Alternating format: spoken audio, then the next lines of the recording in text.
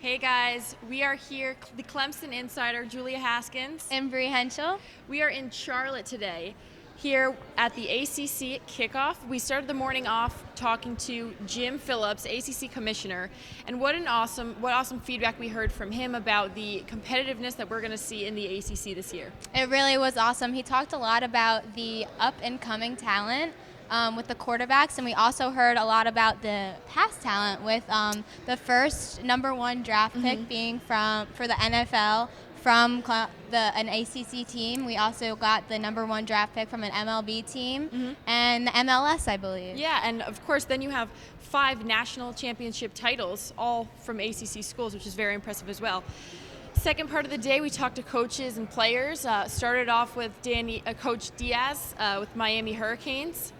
He had a lot to say about, his quarterback coming back from an injury, D'Eriq King. Yeah, and also, too, they're facing Alabama in their season opener. Yeah. And they said that playing against Clemson last year in Death Valley was great preparation for them.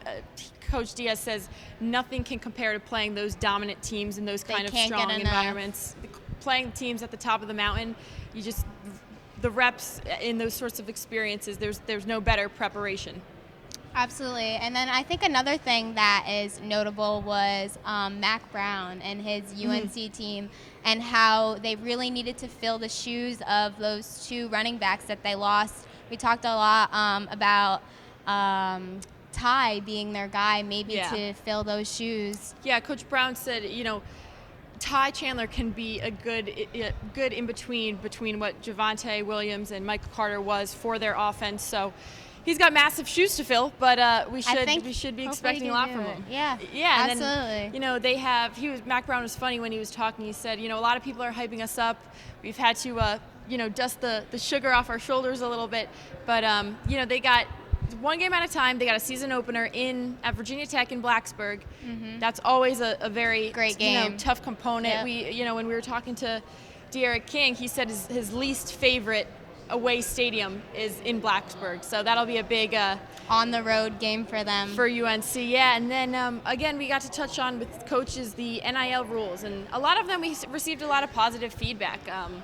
I think they're all happy about the decision. I think they're definitely happy about the decision, and I think for that, something also notable was Sam Howell and how his first thing was with tables and how he's sharing his wealth with the whole team, like not just himself, and I think that says a lot about him and as a team player. Like he's very humble.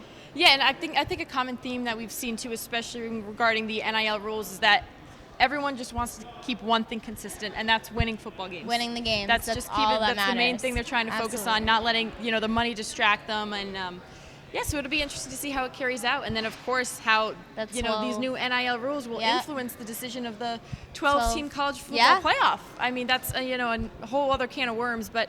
Again, received some mixed feedback today. I think they want some more information on that before they give some final answers on thoughts. But I know Dabo and Mack Brown didn't seem too keen on that. But Diaz and the UVA coach, they were a little bit more okay with it, I think. But I think a lot of coaches are just skeptical because there hasn't been all the details worked out. There's a lot of logistics to be handled in regards to injuries, how much longer the season will drag on. So more updates on that, but stay tuned. It was a great experience here in Charlotte.